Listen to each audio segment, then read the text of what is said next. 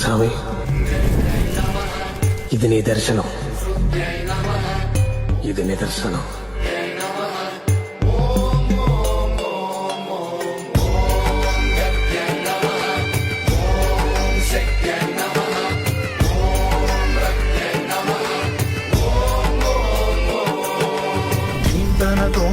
ధీంతన తోంతన నటరాజుకి నట భంగిమవో, ధీంతన తోంతన శంకరునికి సంకీర్తనవో.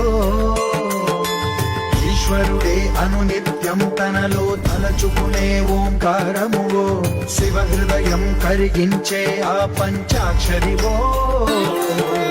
ఈ మదిలో మా